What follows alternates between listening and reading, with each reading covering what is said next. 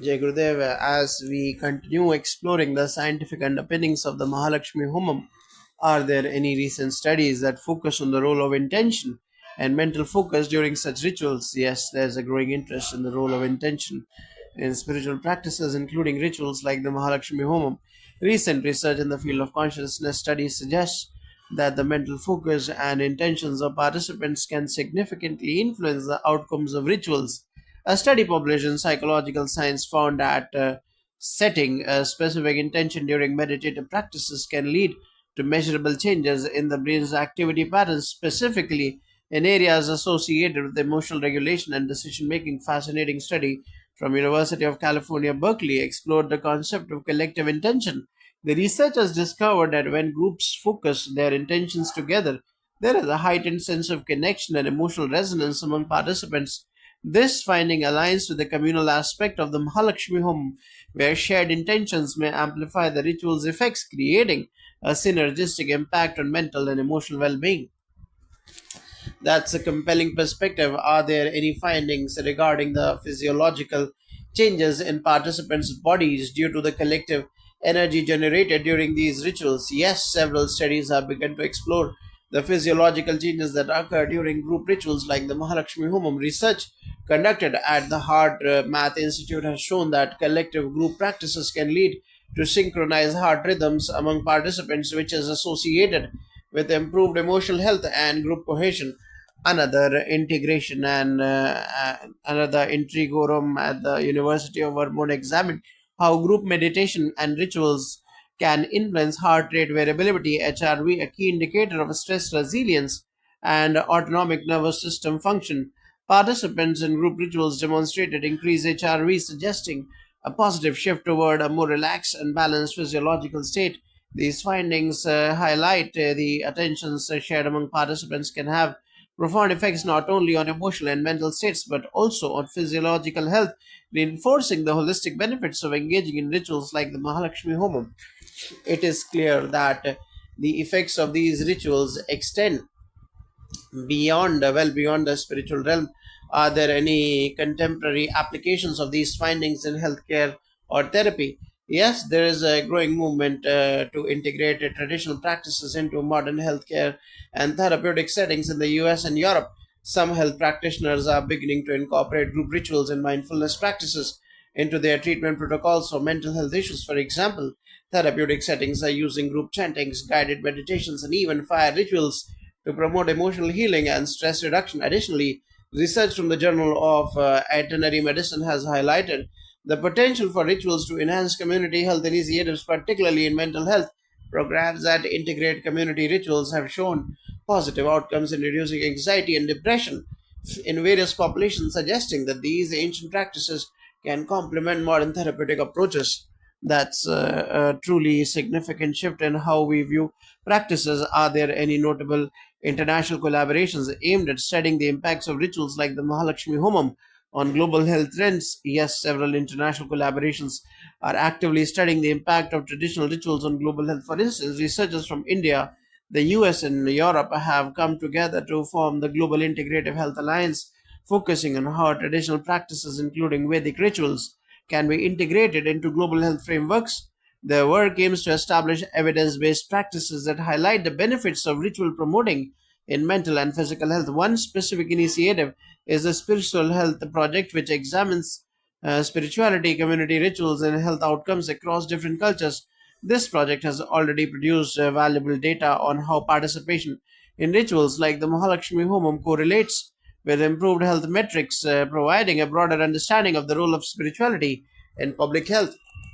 As we conclude our discussion, what message would you like to share regarding the rituals in today's fast-paced world? I believe that traditional rituals like the Mahalakshmi Homam hold immense potential for fostering holistic health and community well-being.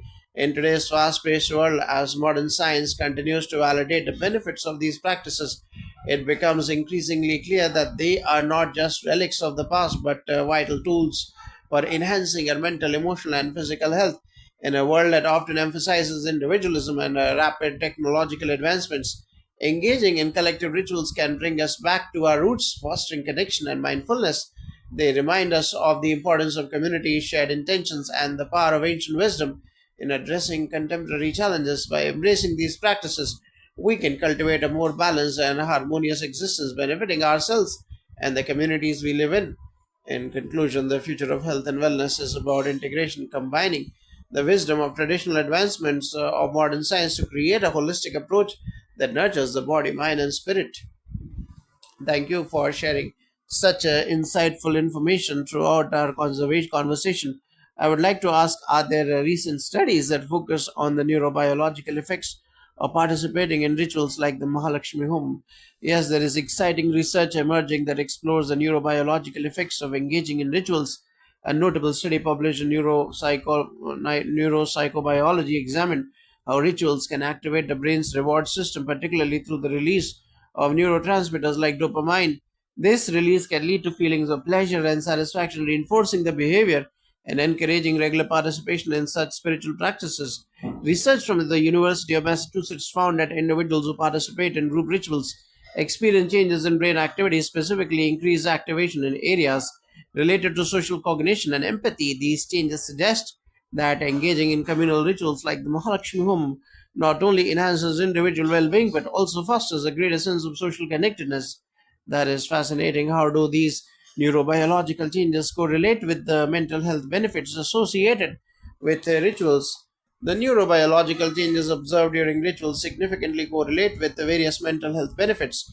Research indicates that the activation of the brain's reward pathways and the increased release of feel good neurotransmitters can lead to reduced levels of anxiety and depression. A study published in Psychiatry Research highlighted that individuals who regularly engage in spiritual rituals report higher levels of life satisfaction and emotional resilience. And additionally, another students at John Hopkins University found that participants in group spiritual practices displayed lower symptoms of post-traumatic stress disorder (PTSD) and a greater capacity for emotional regulation.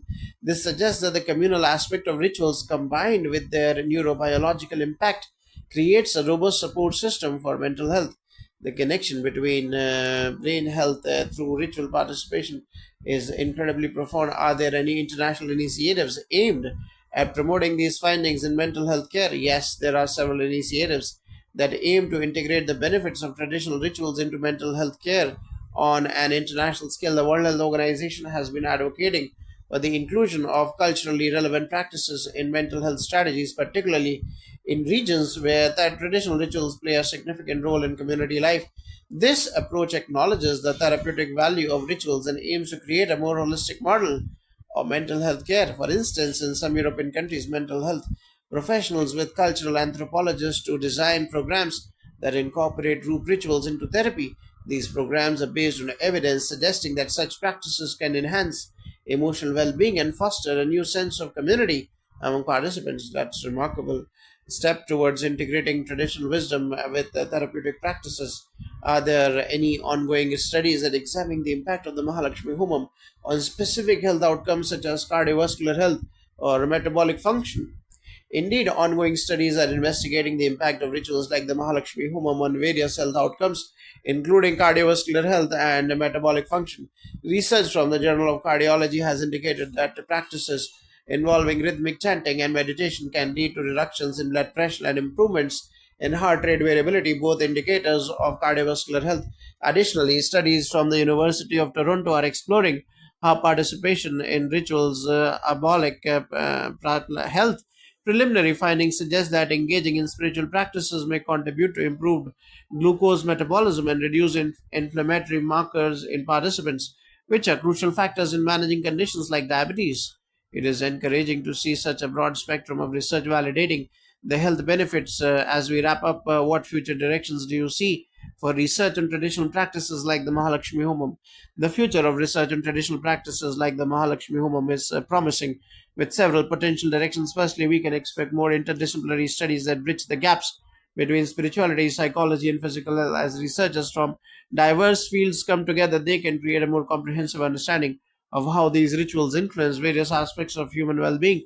Secondly, the integration of advanced technologies such as neuroimaging and wearable health monitors will likely to provide physiological and psychological effects of rituals.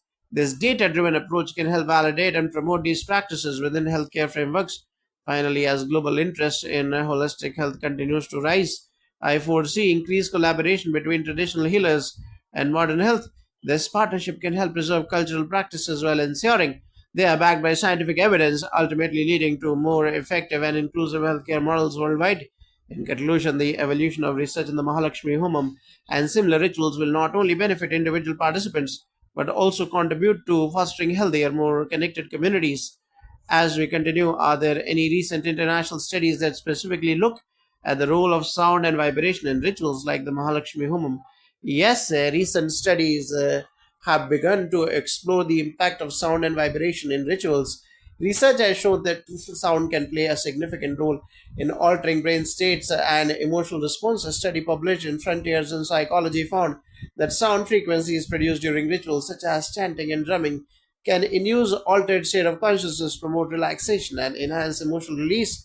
In particular, the use of mantras in the Mahalakshmi Homam, which are often chanted rhythmically, has been linked to increased theta wave activity in the brain associated with deep meditation and creativity. A study conducted at the University of Toronto found that participants engaging in group chanting exhibited reduced anxiety levels and enhanced feelings of connected and peace. That's fascinating. How do these findings relate to the principles of sound healing that are gaining popularity today? The principles of sound healing align closely with the findings regarding sound and vibration in ritual sounding. Here, sound healing uses various frequencies and vibrations to promote physical and emotional healing. Studies in the Journal of Alternative and Complementary Medicine have shown that specific sound frequencies can lower heart rates, reduce blood pressure, and enhance overall relaxation. More of sound healing practices into traditional rituals has been gaining traction in holistic health communities. For instance, a collaborative project in the US involving